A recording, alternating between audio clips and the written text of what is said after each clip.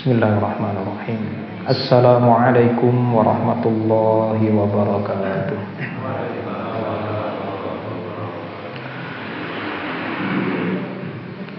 Alhamdulillahi rabbil alamin. Wassalatu wassalamu ala ashrafil anbiya'i wal mursalin Sayyidina wa maulana wa habibina wa qudwatina wa syafi'ina Muhammadin sallallahu alaihi wasallam wa ala alihi wa ala ashabihi radhiyallahu anhum ajma'in wa ala tabi'in wa atba'it tabi'in wa ala man tabi'ahum bi ihsanin ila yaumiddin. Amma ba'd. Radina billahi rabba wa bil islami dina wa bi Muhammadin nabiyya wa rasulah. Allahumma rabbana la ilaha illa anta subhanaka innana kunna minadh zalimin. Rabbana inna nas'aluka ilman nafi'a wa rizqan tayyiban wa wasi'a wa amalan mutaqabbala. Amsayna ala fitratil Islam wa ala kalimatil ikhlas wa ala dini nabiyyina Muhammadin sallallahu alaihi wasallam wa ala millati abina Ibrahim hanifa wa ma kana minal musyrikin. Allahumma amin. Kaum muslimin, para bapak, ibu dan saudara sekalian rahimakumullah. Setelah bulan lalu dengan berat hati saya izin karena berhalangan. Pada bulan ini alhamdulillah kita berjumpa. Kalau tidak salah bulan lalu itu libur sekolah aja apa gimana, saya lupa. Saya izin pulang kampung apa saya lupa. Pada kesempatan malam ini alhamdulillah dengan kembali dengan izin dari Allah Ta'ala sesuai dengan rencana kita, Allah perkenankan kita untuk bertatap muka lagi thalabul ilmi di tempat yang kita muliakan, yang juga Allah muliakan, di tempat yang penuh dengan keberkahan yaitu masjid, dan juga semoga nanti menghasilkan ilmu yang baik, benar, bermanfaat dan juga barokah untuk diri kita, keluarga kita dan anak cucu keturunan kita nanti. Dan para bapak sekalian dan ikut dan juga ibu setiap kali masuk masjid senantiasa berdoa, Allahumma ftahli abwaaba rahmatik. Ya Allah, bukakan untukku pintu rahmat. Dan memang masjid adalah tempat Allah membukakan rahmatnya. Dengan rahmat itu kita terlindung dari azab, dari bencana, dari hal-hal yang buruk. Jadi dengan aktivitas kita di masjid ini sebenarnya adalah salah satu bentuk upaya kita untuk melindungi diri kita dari aneka rupa bencana. Kemudian yang kedua, saat nanti kita keluar masjid kita berdoa lagi, Allahumma inni as'aluka min fadlik. Ya Allah, aku minta kepadamu sebagian dari karuniamu, sebagian dari fadilahmu. Jadi saat masuk masjid kita minta diberikan rahmat, kasih sayang dan perlindungan. Saat keluar masjid kita minta ditambahkan rezeki, minta ditambahkan karunia, minta ditambahkan kenikmatan. Dan tentu kenikmatan itu atau rezeki itu atau fadilah yang kita minta itu setelah kita beraktivitas di masjid. Jadi mudah-mudahan sepulangnya kita dari masjid, entah siang, entah malam, entah pagi, entah sore, nanti kita di luar sana beraktivitas mencari dunia, mudah-mudahan itu adalah dunia yang barokah karena diawali dari masjid. Jadi jangan dikira aktivitas di masjid ini melulu hanya urusan ibadah, tidak, tapi juga dari sinilah bermula rezeki yang barokah. Kaum muslimin rahimakumullah, pada malam ini insyaallah kita ngaji fikih lagi. Sebenarnya kajian usul fikih kita belum tuntas sepenuhnya, tapi tidak apa-apa. Nanti bisa kita selip-selipkan dalam ngaji fikih. Dan insyaallah mulai malam ini kita akan ngaji bab toharoh. Tapi karena bab toharoh ini juga bukan bab yang sederhana, banyak juga pembahasannya. Nanti saya menawarkan kepada para jamaah sekalian, kira-kira mau membahas yang mana? Saya bacakan kisi-kisinya dari bab Thaharah. Kitab yang saya gunakan masih selalu sama di banyak tempat, yaitu kitab Matan Ghayah wa Taqrib, Matan Abi Syuja' Ghayah wa Taqrib. Karena saya suka sekali dengan kitab ini, ringkas, ditulis di abad keempat, sekarang sudah abad ke-15, berarti sekitar 10 abad yang lalu, atau 11 abad yang lalu, sekitar 1100 tahun yang lalu. Sampai sekarang masih awet aja kitabnya, masih dipakai di banyak tempat di seluruh seluruh bumi, di mana di sana ada negeri Islam, hampir selalu ada pembahasan kitab ini. Hampir, memang tidak semuanya, tapi hampir. Terutama bagi mereka yang basis madhabnya adalah Syafi'i, mesti kenal dengan kitab ini. Walaupun panjenengan tidak bermadhab Syafi'i, ya juga tidak ada masalah belajar kitab ini. Begitu hadirin rahimakumullah. Saya bacakan kisi-kisinya. Nanti kira-kira mana yang mau panjenengan bahas atau yang akan kita bahaskan malam hari ini di bagian yang mana. Yang pertama, pembahasan kitab Thaharah atau bab Thaharah ini dimulai dari pembahasan tentang air.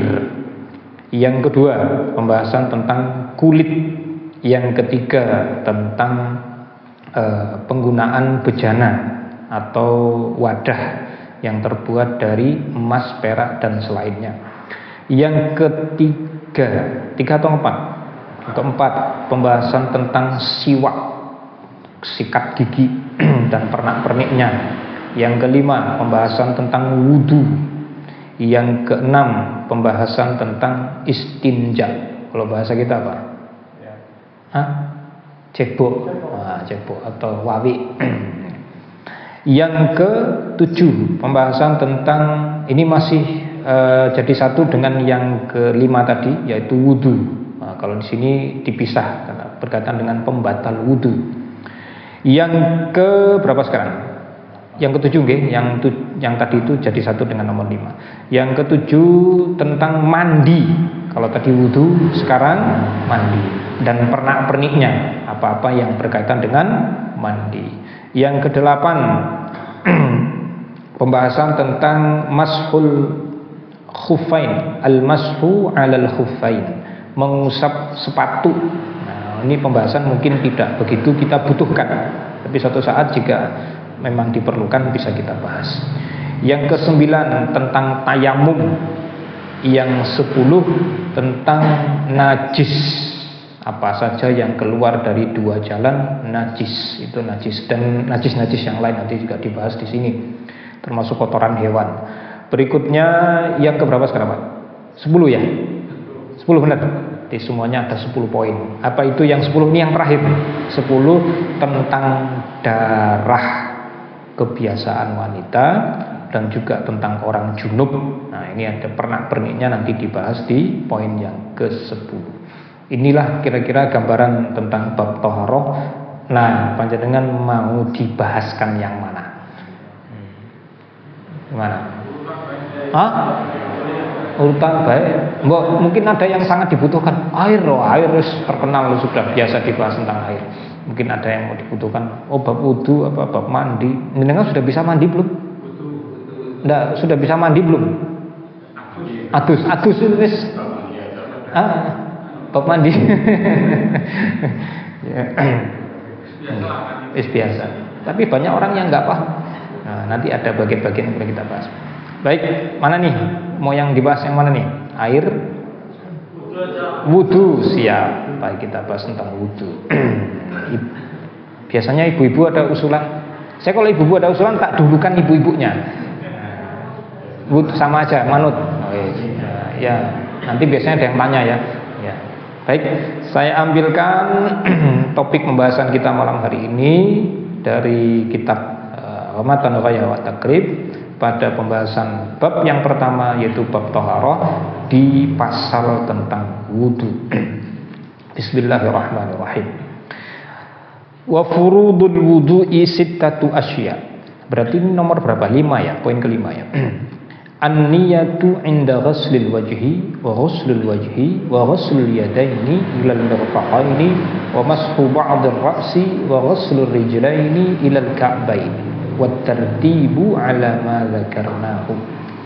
Ini pembahasan pertamanya tentang rukun-rukun wudu. Jadi pembahasannya ada kurang lebih 3, rukun wudu, sunnah-sunnah wudu, dan yang terakhir pembatal-pembatal wudu. Oke, tidak tahu nanti cukup tidak waktu kita bahas semuanya. Yang pertama kata wudu. Wudu itu artinya ya bersuci, membersihkan diri secara makna. Dan wudu yang kita kenal adalah aktivitas membasuh anggota-anggota wudu yang diawali dengan niat terlebih dahulu. Itu wudu. Tidak sembarang membasuh, tapi ada membasuh anggota-anggota tertentu saja. Itu secara definisi. Secara dalil saya kira tidak perlu kita bahas. Di ayat Quran ada, di hadis ada. Para ulama sudah ijma, ada kesepakatan. Artinya 3 dalil utama terkumpul semua. Quran ada, hadis ada, terus satu lagi tadi ijma. Sudah nggak bisa diragukan lagi. Kalau sudah konsensus ulama itu udah nggak bisa diutik-utik sudah. Kalau diingkari nanti bisa jadi kafir. Ini kalau perkara yang sudah ijma itu nggak bisa diutik-utik. Maka hati-hati. Furudul wudu, yang menjadi rukun wudu. Wah, ini pembahasannya nanti bisa kemana-mana ini. Yang pertama jelas niat. Jadi hampir selalu kegiatan ibadah itu rukun pertamanya adalah niat. Nanti bahas sholat juga begitu, bahas saum juga begitu, bahas haji umroh juga begitu. Hampir selalu rukun pertamanya adalah niat. Dan niat inda ghuslil wajhi, batas akhir berniat untuk wudu adalah saat membasuh wajah. Saat membasuh wajah. Artinya kalau sudah selesai membasuh wajah, kok baru muncul niat untuk berwudu, sudah dipastikan tidak sah. Berarti gimana? Ngulangi dari awal. Ngulangi. Niat lagi terus baru mulai basuh wajah. Jangan basuh wajah dulu baru niat, nanti kebalik. Kalau bersamaan masih boleh. Jadi munculnya niat atau nyetel niatnya bersamaan dengan aktivitas membasuh wajah, ini masih sah wudunya. Tapi kalau nyetel niatnya setelah selesai membasuh wajah, berarti sudah terlambat, harus mengulangi lagi. Nah, sama seperti orang niat puasa Ramadan, sudah terbit fajar kok baru niat puasa Ramadan atau niat puasa wajib, berarti puasanya tidak sah. Sama juga nanti orang mau sholat, sudah selesai takbiratul ihram kok baru nyetel niat, baru nyeting niatnya, ini saya sholat apa ya? Berarti sholatnya tidak sah karena sudah terlambat. Terus gimana Ustaz? Yang ulangi dong takbiratul ihram lagi yang baru, tapi setel dulu niatnya yang benar. Ini mau apa? Saya sering tuh melihat orang sholat masuk masjid, karena yang saya tahu kan yang di masjid. Kalau di rumah kan saya tidak tahu. Masuk masjid, berdiri di shaf, entah dimanapun dia berdiri, langsung Allahu Akbar. Saya yang nonton itu jadi mikir, ini nyetel niatnya kapan? Kok bisa secepat itu? Itu nyetel apa? Tadi nyetel niatnya sambil jalan atau gimana? Mbok ya mau sholat itu berdiri dulu sebentar, sebentar aja, beberapa detik, setel dulu niatnya. Ini mau sholat apa? Kalau sholat sunnah dipastikan dulu sholat sunnah apa. Nah, kalau mau diperinci ya nanti berapa rakaatnya. Kalau sholat wajib ya harus lebih jelas lagi, harus lebih spesifik lagi. Ini sholat wajib apa? Apalagi kalau berjamaah, ini niat jadi makmum apa enggak? Gitu. Kalau enggak niat jadi makmum jadinya bukan, nanti dia sholat sendiri jadinya. Oh, berada di shaf kok enggak niat jadi makmum, berarti dia terhitung sholat munfarid, bukan sholat jamaah. Harus lebih detail. Nah, wudu juga begitu. Ini mau wudu apa enggak? Mau wudu atau enggak? Nanti untuk niat wudu pun ada dua, menyesuaikan dengan kondisi orang. Ada orang yang dia kondisinya suci, maksudnya itu ada masa berhenti najis. Ada orang yang kondisinya tidak berhenti dari hadas. Kok najis sih? Hadas, kebalik saya ngomong. Ada orang yang kondisinya aman dari hadas, maksudnya aman itu dia bisa mengendalikan hadasnya. Ada orang yang kondisinya tidak terkendali hadasnya. Nah, ini nanti untuk wudu niatnya beda. Ini beda. Paham nama mudah? Orang yang terkendali hadasnya ya masih sehat. Dia bisa nahan pipisnya, bisa nahan kentutnya dia, paham ya? Ada orang yang tidak bisa lagi mengendalikan hadasnya, tidak bisa mengendalikan pipis, tidak bisa mengendalikan kentut. Nah, yang seperti ini nanti ketika datang waktu sholat, ya tetap wajib sholat, walaupun hadasnya tidak bisa hilang, tetap wajib sholat. Terus gimana wudunya? Ya tetap wajib wudu, yang beda niat wudunya. Untuk yang pertama, mereka yang bisa mengendalikan hadasnya, niat wudunya adalah liraf'il hadas, untuk menghilangkan hadas, untuk menghilangkan hadas. Ini sudah komprehensif nih, niat begini sudah komprehensif. Artinya wudunya nanti bisa dipakai untuk sholat, bisa dipakai untuk qiraatul Quran, bisa dipakai untuk tawaf, bisa dipakai untuk kegiatan yang butuh wudu. Oke, sampai di sini paham. Yang kedua, kalau orang itu tidak lagi bisa mengendalikan hadasnya, kalau dalam bahasa Arab disebut dengan istilah salisul baul. Ini pun ada dua jenisnya. Salisul baul itu di bahasa Jawa ini ngomong beser, betul ya, beser. Nah, ini ada dua jenisnya. Ada yang full tidak lagi bisa mengendalikan, ada yang ada temponya. Jadi ada tempo-tempo, ada waktu-waktu tertentu yang hadasnya berhenti. Nah, kalau orang yang beser dan masih ada temponya, ada jeda waktunya, maka sholat dia nunggu ketika datang jedanya itu. Jadi misalnya jedanya jam 1 siang sampai jam setengah 2, berarti dia hanya bisa sholat zuhur antara jam 1 sampai setengah 2. Karena sebelumnya nggak bisa, karena hadasnya masih berlanjut terus. Itu kalau jenis yang pertama. Kalau jenis yang kedua, yang memang sudah tidak bisa lagi mengendalikan, tidak ada jedanya, nah ini berarti sholatnya sesuai waktu umum. Jadi kalau misalnya dia laki-laki ingin ikut sholat berjamaah di masjid, berarti ikut waktu pelaksanaan sholat berjamaah di masjid. Terus nanti wudunya gimana? Nah ini wudunya niatnya bukan liraf'il hadas, bukan untuk menghilangkan hadas, karena hadasnya nggak mungkin hilang. Berarti niat wudunya adalah liibahatis sholat, agar boleh melaksanakan sholat. Jadi bukan untuk menghilangkan hadas, karena hadasnya tidak bisa hilang. Oke, saya ulangi. Jadi batas akhir berwudu, batas akhir niat wudu saat membasuh wajah. Jadi kalau sudah selesai basuh wajah kok baru terniat wudunya, maka wudunya tidak sah. Kan bisa saja ada orang yang siang-siang panas sumuk terus ke belakang basuh muka biar seger, setelah selesai basuh muka baru dia kepikiran mau wudu. Loh, ngapain saya tidak sekalian wudu setelah basuh muka, terus dia baru mulai niat wudu, lanjut ke basuh tangan, terus kepala, terus kaki, berarti wudunya tidak sah karena niatnya terlambat. Oke, sampai di sini ada yang tanya dulu? Baru satu rukun, Pak. Nggak ada? Oh, ada dua lagi, Masya Allah. Saya yang mana dulu? Yang belakang dulu, Pak, tadi, Pak. Sebentar, Pak, yang belakang dulu, Pak. Ya. Waalaikumsalam.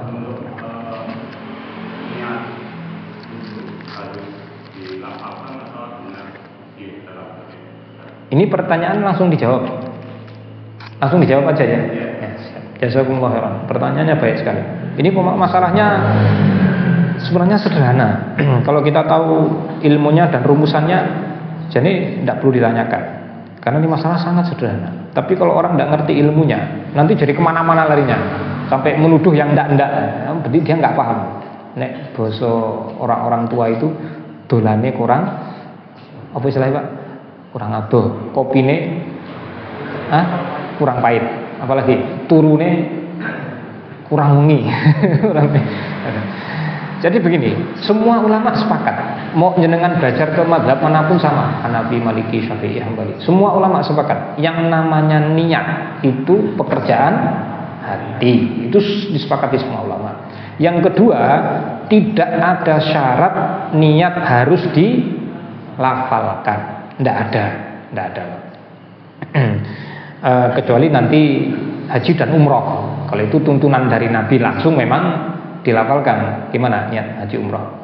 labbaik Allahumma hajjan atau labbaik Allahumma umratan, itu kalau umroh. Kalau saat selesai berpakaian ihram, niat ihramnya memang dilafalkan karena contoh dari Nabi langsung ada. Nah, sedangkan yang lain-lain, wudu, sholat, saum, termasuk nanti mungkin ada zakat fitrah, zakat mal dan seterusnya, melafalkan niatnya bagaimana? Dalam hal ini para ulama berbeda pendapat. Mayoritas ulama menyatakan melafalkan niat itu hukumnya sunnah. Di Hanafi, di Syafi'i, dan di Hambali disunahkan. Kenapa? Karena agar lebih mantap apa yang diniatkan di dalam hati. Kebanyakan orang itu ragu-ragu karena setan itu menggoda kita. Saat-saat krusial godaan setan itu di saat kita sedang nyetel niat. Itu krusial sekali. Itu momen-momen sangat kalau bahasa agak aneh itu, ini momen sangat seksi untuk setan menggoda manusia biar salah niat. Nah, biar mantap apa yang di hati dibantu dengan lisan. Itu bukan dalam rangka memberitahu Tuhan, bukan, enggak ada hubungannya sama sekali. Itu untuk menguatkan apa yang sudah kita niatkan di hati, biar tidak ragu-ragu. Itu yang pertama.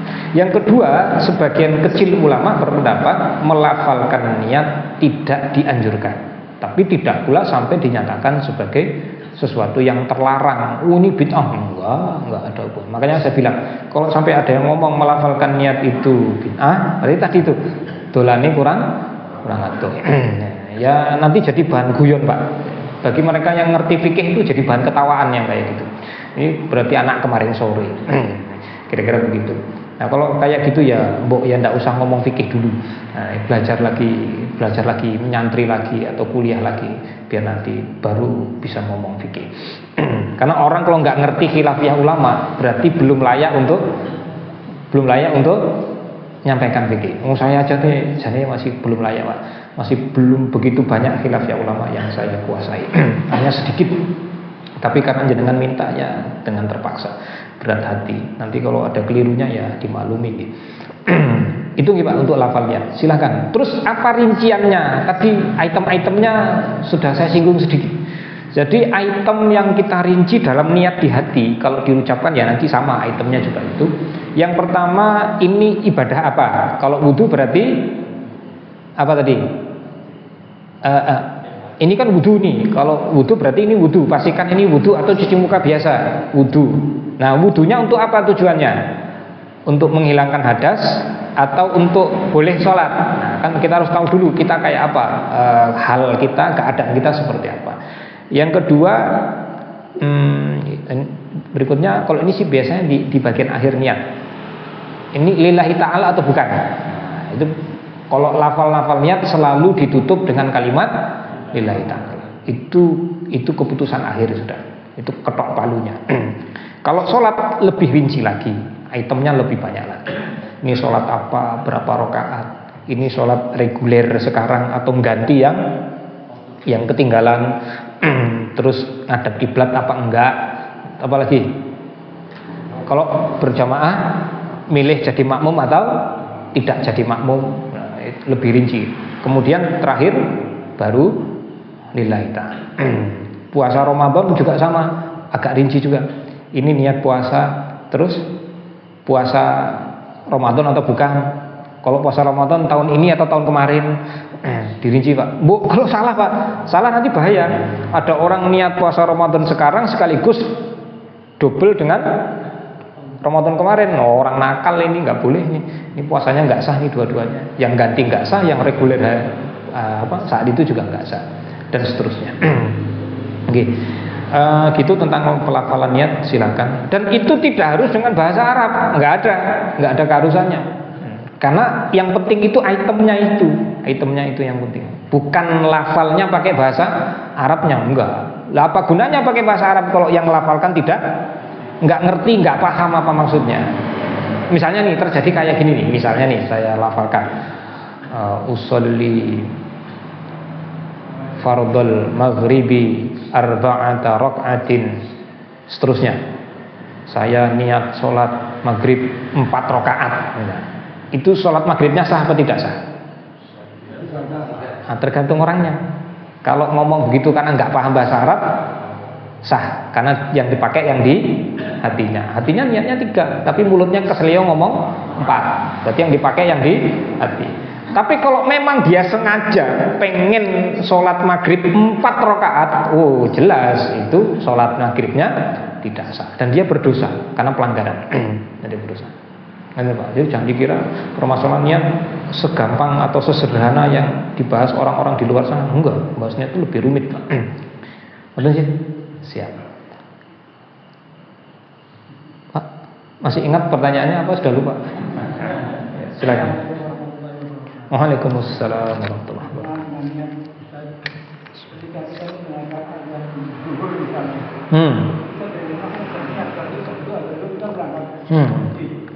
Ya. Iya, iya. Terus? Ya, terus?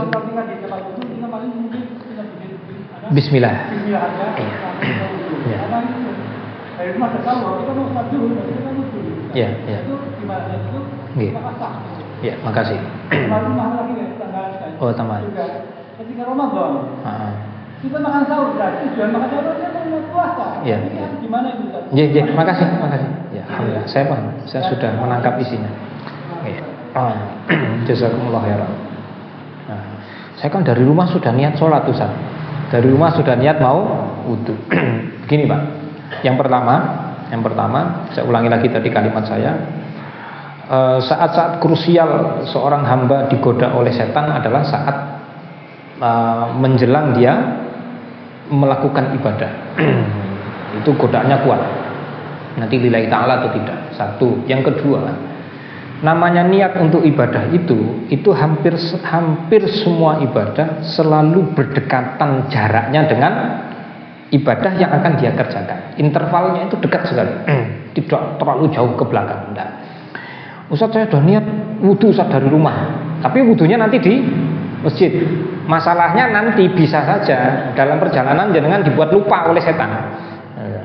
Atau misalnya kasus sholat dari rumah sudah niat sholat zuhur, begitu masuk masjid ternyata belum qomat, masih 5 menit lagi. Terus biasanya sholat sunnah enggak?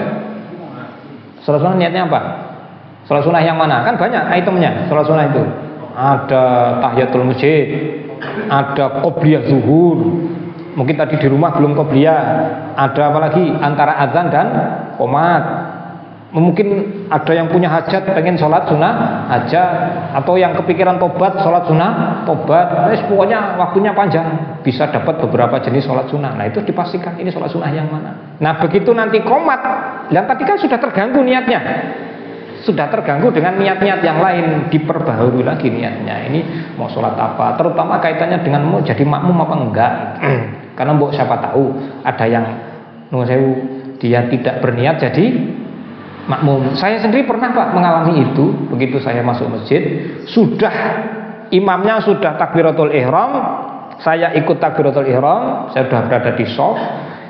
Begitu imamnya baca Al-Fatihah, bacaannya tidak memenuhi standar minimal tidak terpenuhi, akhirnya saya membatalkan sholat saya sebagai makmum dan saya mengulangi takbiratul ihram sebagai munfarid. Tapi saya secara fisik saya berada di dalam shaf dan nanti gerakan saya tidak mengikuti gerakan imam. Bacaan saya baca sendiri.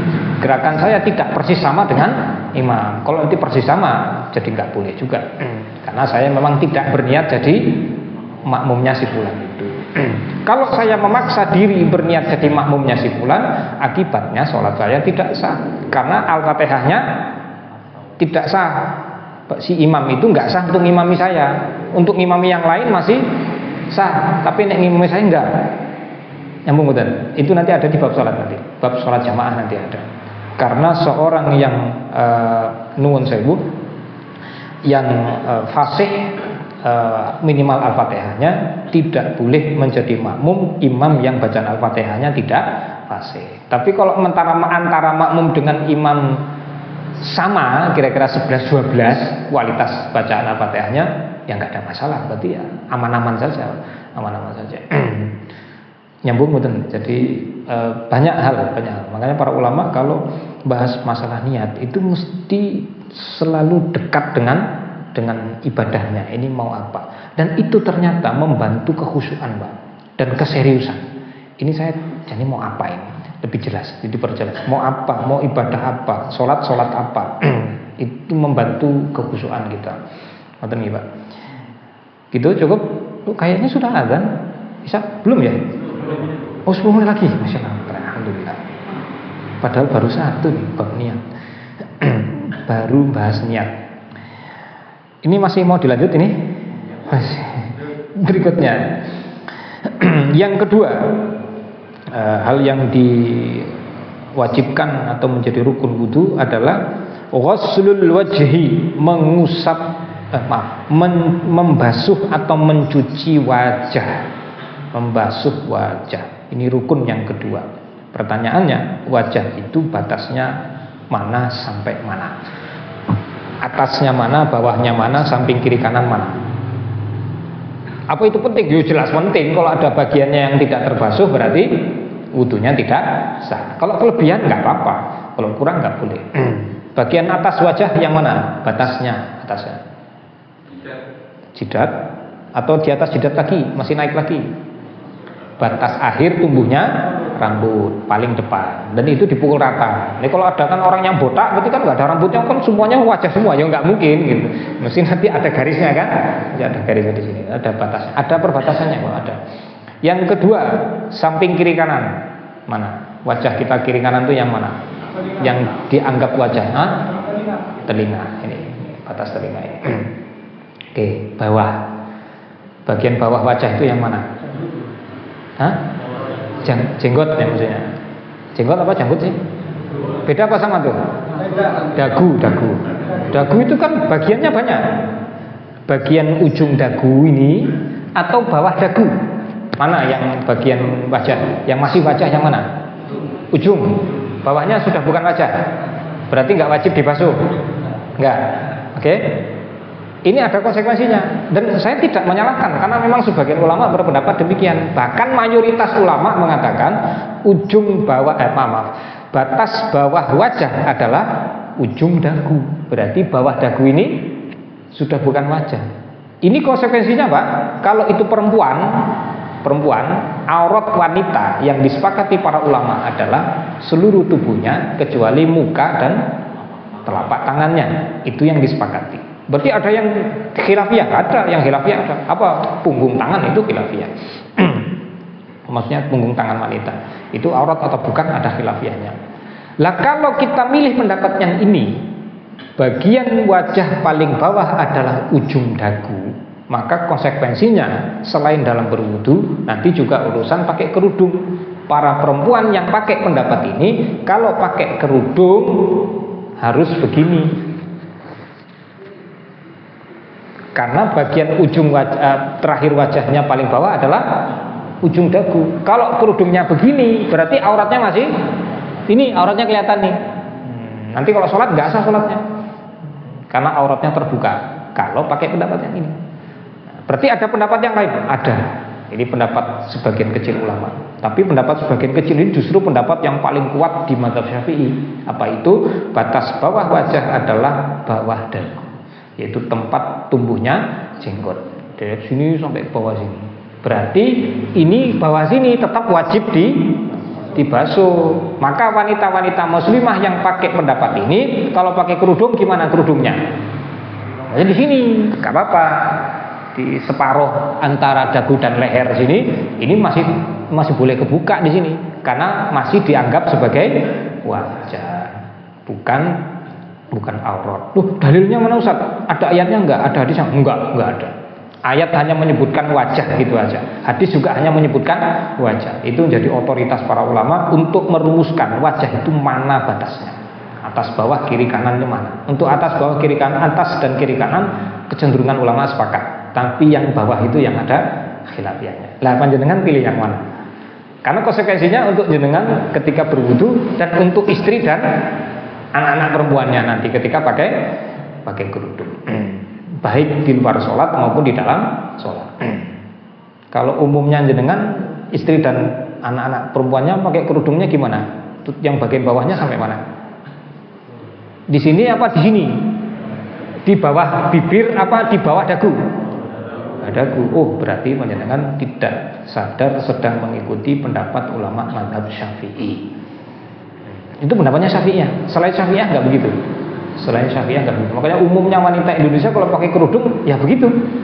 Itu Syafi'iyah begitu. Nanti kalau jenengan ke luar negeri akan menemukan wanita-wanita muslimah yang kerudungnya ini sampai di bawah, menutupi dagunya, jadi batasnya bawah bibir, bibir. Ya nggak ada masalah juga.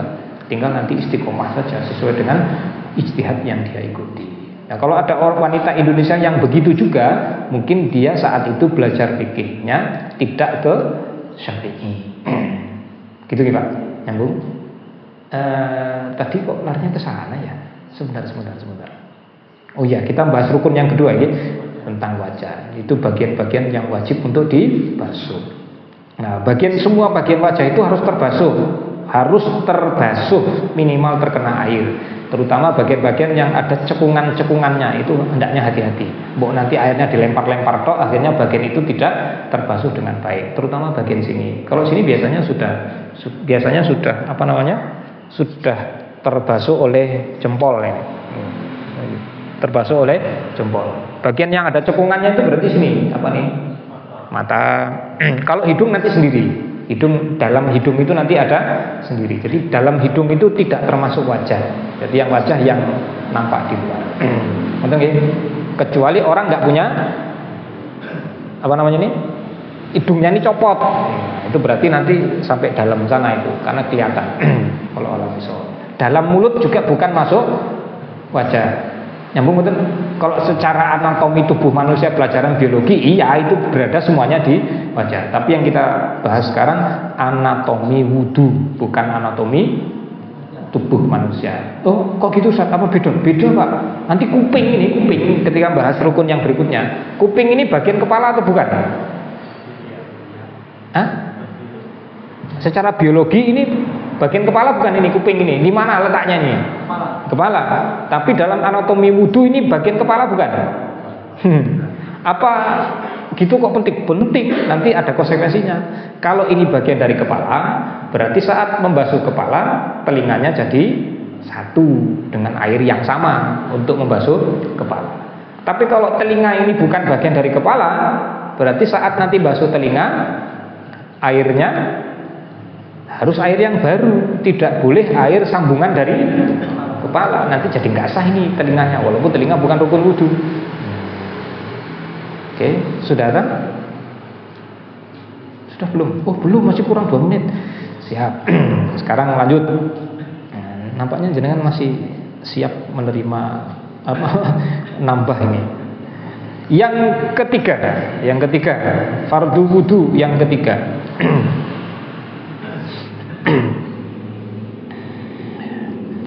Wa ghuslul yadaini ilal mirfaqaini, membasuh kedua tangan sampai kedua siku. Membasuh kedua tangan sampai kedua siku. Berarti dari mana sampai mana? Dari mana sampai mana? Kalau berdasarkan teks ini, teksnya langsung dari ayat ini. Ini ngambil teks ini dari ayat Quran. Beliau hanya menyadur ulang, mengkopi yang ada di dalam ayat. Berarti dari mana? Ujung jari sampai siku. Jangan dikira terus karena tadi sebelum berwudu sudah basuh tangan, terus nanti ketika melakukan rukun wudu tangannya cuma dari sini sampai sini, ini nggak dibasuh, nanti jadi nggak sah wudunya. Karena yang tadi itu bukan dalam rangka membasuh rukun wudu. Yang awal itu biasanya sunnah wudu. Dari ujung. Pertanyaannya, itu mulai basuhnya secara teknis dari ujung jari sini atau dari siku sini? Kalau tekstual ayat begini, berarti dari ujung jari sampai siku. Oke. Yang lebih mudah yang mana?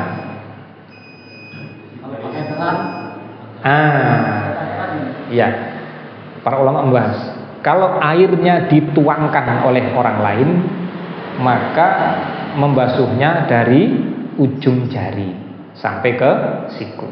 Kalau airnya kita tuang sendiri pakai gayung, berarti basuhnya dari siku sampai ke ujung jari. Kalau pakai keran itu masuk kategori mana tuh? Dituangkan atau nuang sendiri? Dituangkan. Tuangkan.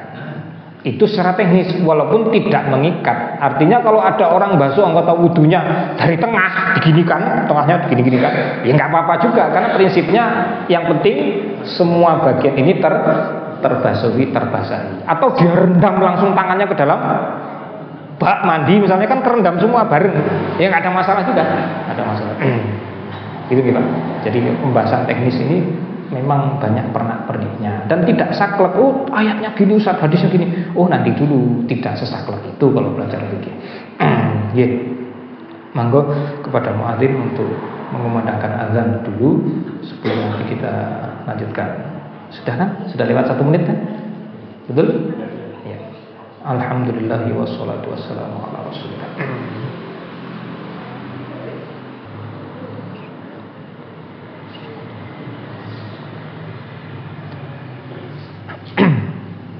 Alhamdulillah wassalatu wassalamu ala rasulillah.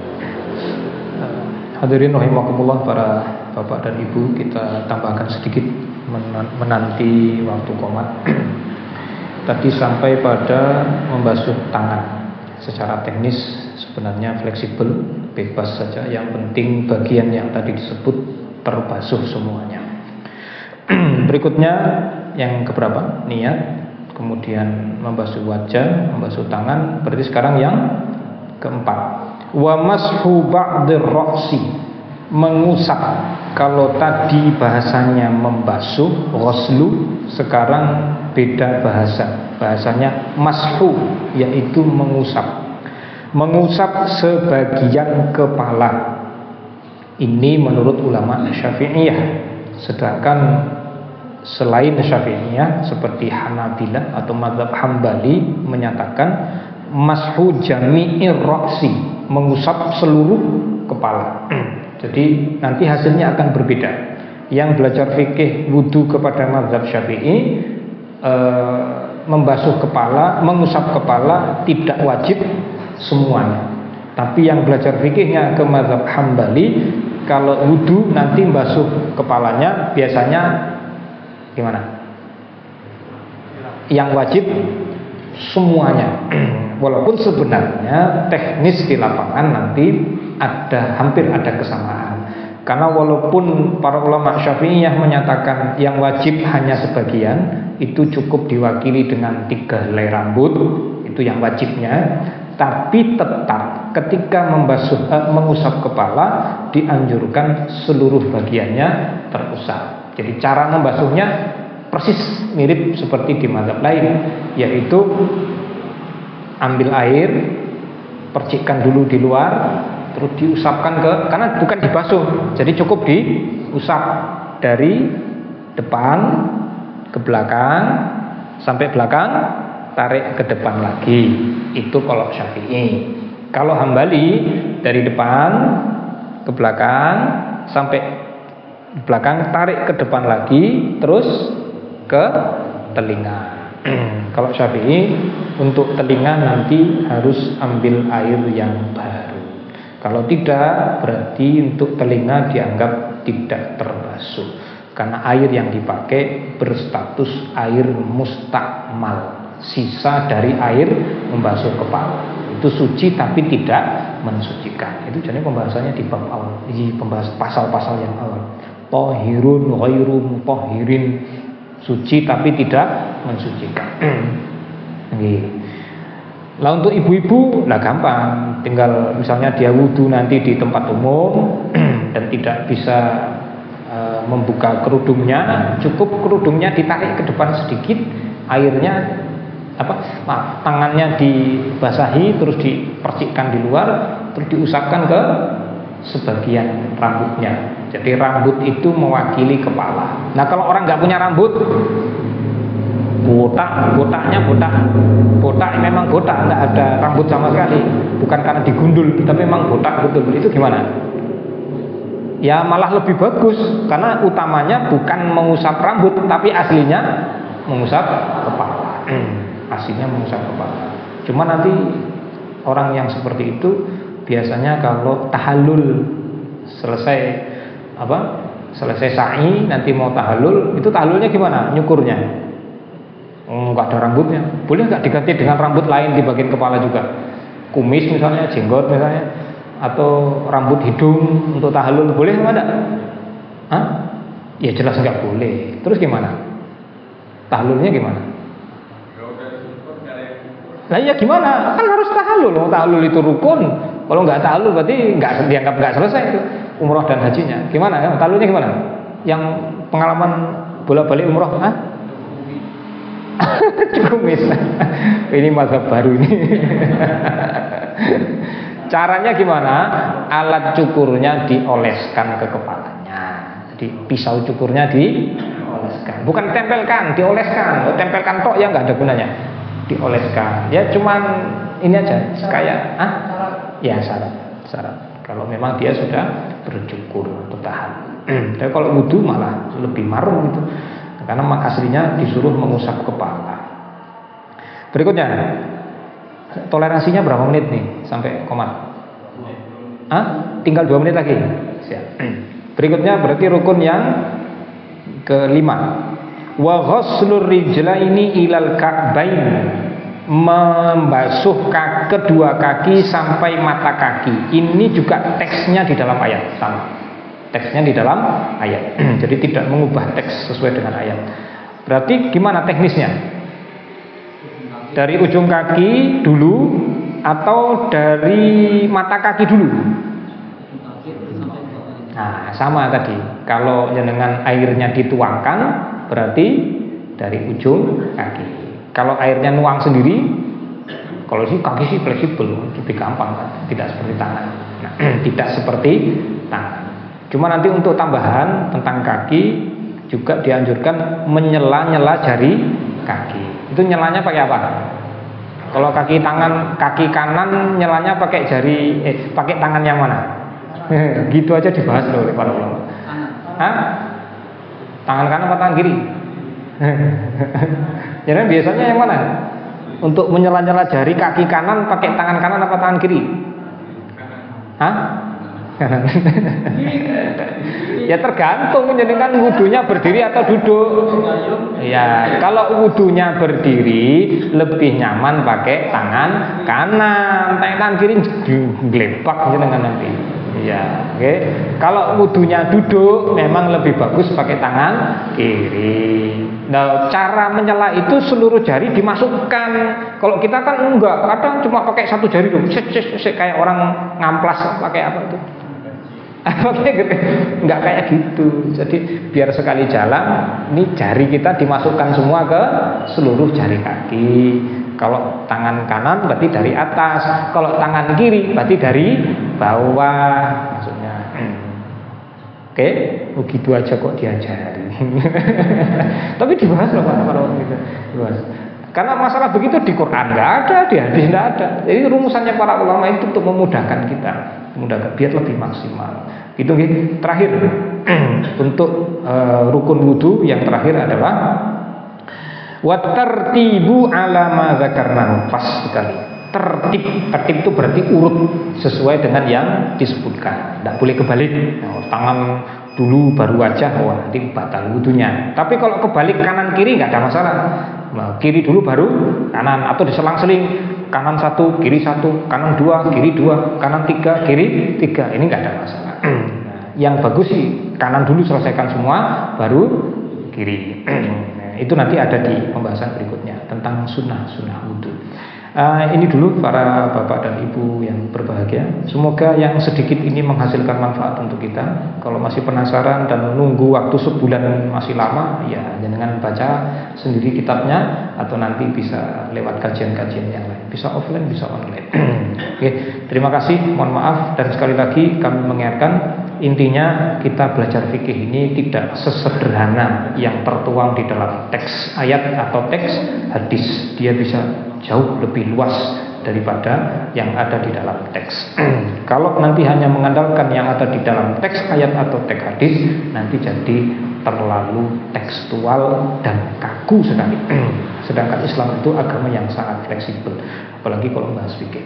Gitu kira-kira, semoga bermanfaat. Subhanakallahumma rabbana wa bihamdika asyhadu an la ilaha illa anta astaghfiruka wa atubu ilaik. Kekurangan kesalahan dari saya pribadi mohon dimaafkan. Kebenaran jelas dari Allah. Terima kasih atas perhatian Bapak Ibu.